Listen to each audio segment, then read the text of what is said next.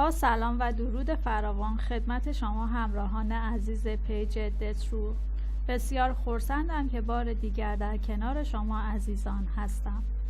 در پارت اول همانطور که در جریان هستیم سعی شد تا علائم و نشانه های آخرالزمان را در انیمیشن آیپد گو 2 بررسی کرده و آن را به اشتراک بگذاریم.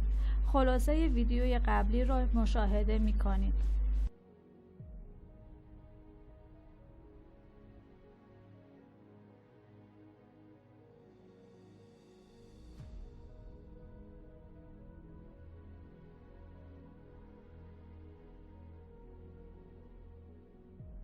در ادامه ویدیو آمده است: با حرکت قایق آنوبیس چهره فردی را می‌بینید که نام او دجال یا آنتیکرایست است. در مصاحبه آن زمان الکسی جوینز با کارگردان این انیمیشن لوئیس لفوره، وی با بیان اینکه این شخص همان مسیح موعود آخرالزمان است تاکید دارد که وی دجال نیست. حال باید دید این نظریه چقدر میتواند به حقایق نزدیک باشد. لطفاً تا پایان همراه ما باشید. در اینجا چهره منفور بن‌لادن را مشاهده می کنید که پشت سر وی سربازانی سیاه‌پوش قرار دارند که در حال به جای آوردن مراسمی هستند. روی لباس فرم او آرم سازمان CIA حک شده است که می توان از فعالیت وی با این سازمان اطلاعاتی خبر داد. بر ریش وی علامت شعله برعکس آتش آمده است که نشانه به اشاره به آیین شیطان پرستی دارد و پشت سر او دو بال سیاه قرار دارد که به عملکرد شیطانی وی اشاره می کند. همانطور که مشاهده می کنیم تمام این آیین زیر نور ماه قرمز انجام می‌گیرد که می‌توان نتیجه گرفت عملیات تروریستی وی برای قربانی کردن افراد در پیشگاه شیطان بوده است. وجود سربازان پشت سر او که پوشش سیاه دارند و اسلحه به دست هستند نشان دهنده ظهور گروهک تروریستی داعش است که راه او را به طرق مختلفی ادامه می‌دهند. در ادامه از استخراج نفت و ریختن آن در درون دریا را نشان می‌دهد که می‌توان به تغییرات زیست محیطی مانند آلودگی دریا اشاره کرد. در تصویر بعدی مجسمه آزادی را مشاهده می‌کنید که تا زمانی که نور ایلومیناتی به آن تابیده است سالم و بدون مشکل است، اما با ظاهر شدن نماد هگزاگرام یا همان ستاره ششبر نور ایلومیناتی از بین رفته و مجسمه آزادی نابود می شود. همانطور که در پارت اول اشاره کردیم به زودی شاهد تجزیه و فروپاشی ایالات متحده آمریکا هستیم و می توان به پایان روابط آمریکا و اسرائیل با هدف به وجود آمدن یک حکومت واحد و مستقل به مرکزیت اورشلیم خبر داد.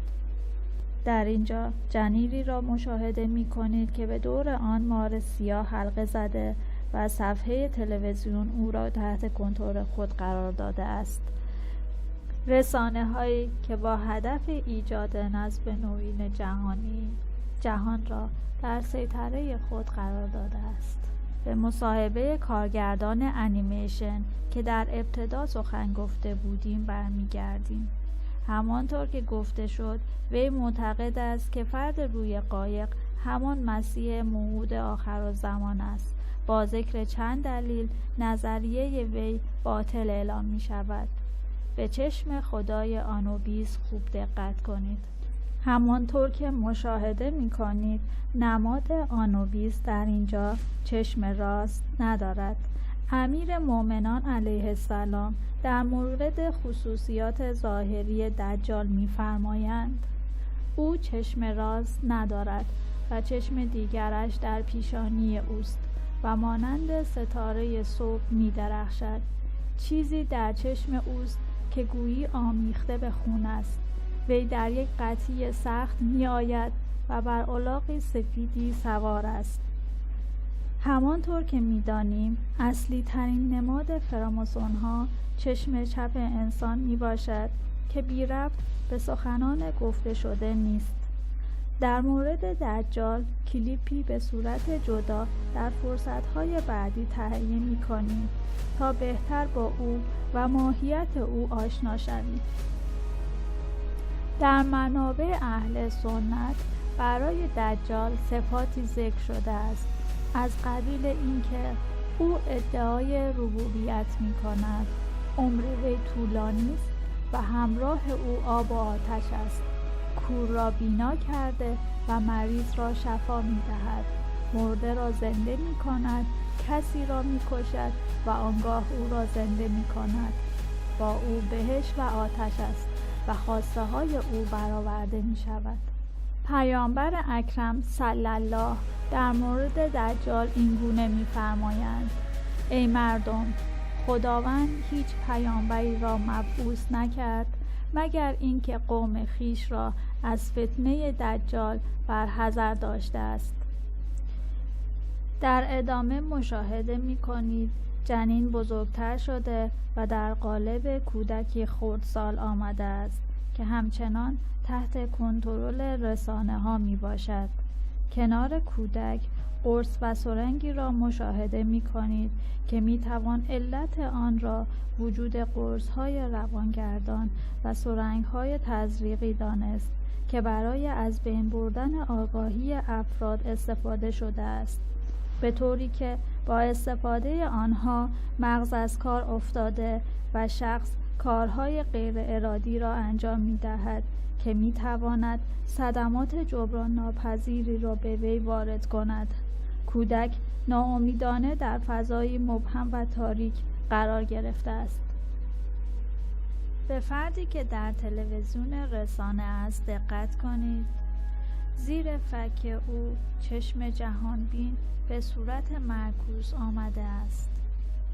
بر روی چشم کودک نوشته‌هایی ظاهر می شود.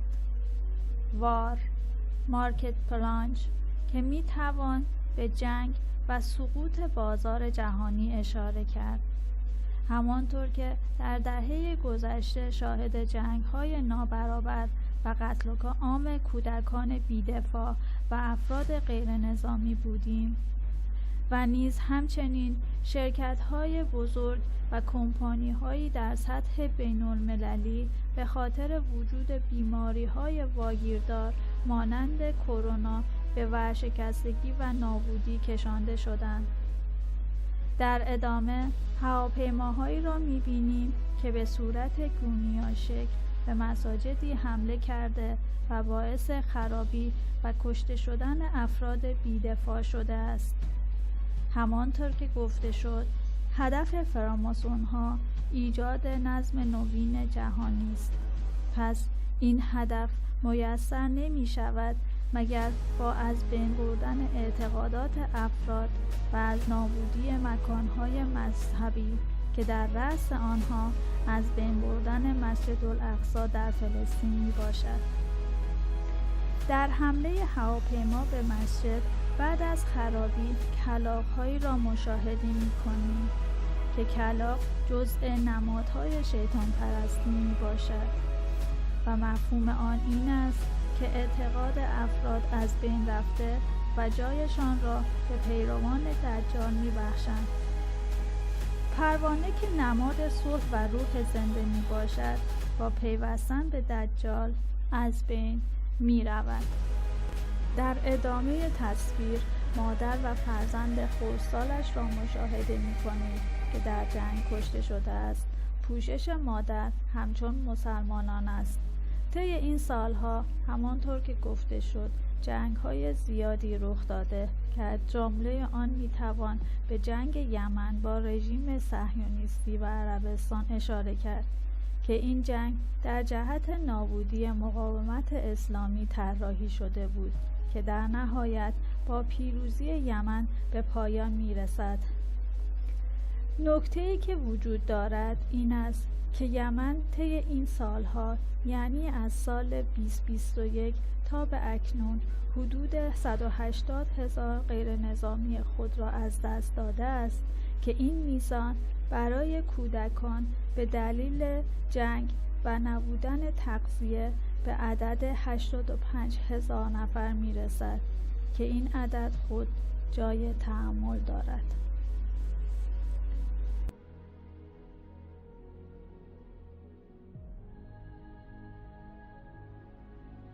در تصویر بعدی کودکی سیاه‌پوست را مشاهده می‌کنید که وی اسلحه به دست است و دارای چشمان قرمز میباشد که انگار به دنیای اطراف خود بیگانه است و توسط فرد یا نیرویی تحت کنترل میباشد که با باز کردن ربان توسط فرد بالغ چشمان وی خاموش میشود. از این تصویر میتوان نتیجه گرفت کودکان که به دلیل نداشتن آگاهی دست به قتل عام مردم میزنند که نمونه آنها را میتوان در کودکان آفریقایی مشاهده کرد. در ادامه ویدیو مشاهده میکنیم چکش و داس در حال غرق شدن هستند که از نابودی کمونیسم در آینده نچندان دور خبر میدهد. در اینجا تصویری را مشاهده میکنید که علامت یین یانگ وجود دارد. این نماد که از یک دایره تشکیل شده و به 2 قطره اشک تقسیم شده است به رنگ سیاه و سفید است. سفید به سمت صعود می رود و مشکی به سمت پایین می آید.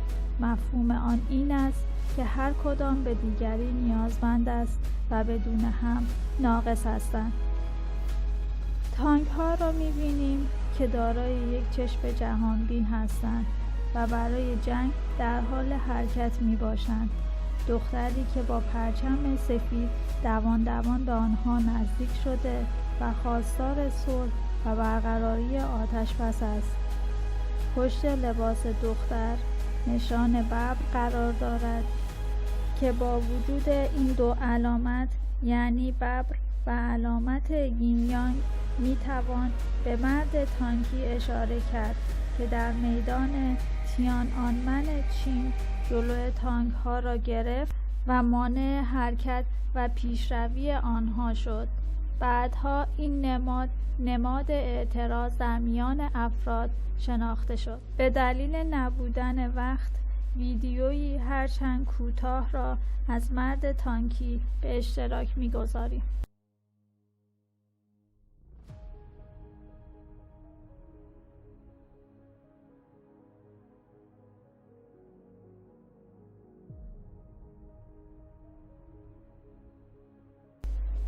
در همین حین اسکلتی از پشت سر به شانه دخترک میزند. خشم و عصبانیت در چهره وی قابل مشاهده است. اندکی بعد با مشاهده اسکلت دخترک بی اختیار و آرام شده، پس میتوان به آغاز جنگ‌های ملیتی که در آینده جهان با آن روبرو است اشاره کرد. از جمله آن جنگ‌ها میتوان به جنگ روسیه با اوکراین و فلسطین با رژیم صهیونیستی اشاره کرد. همچنان دجال را می‌بینید که به صورت خواب مسیر را طی کرده و رسانه‌هایی که هنوز به فعالیت خود ادامه می‌دهند. دجال از میان مرزها عبور می‌کند. تصویری از خروج دجال را مشاهده می‌کنید. آیا می توانید بگویید تصویر شبیه به چه چیزی است؟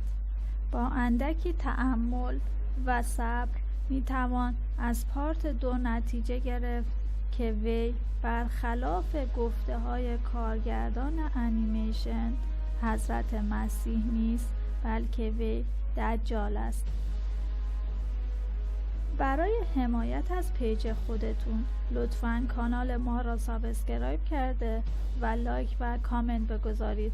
از پیشنهادات و انتقادات شما سپاسگزارم.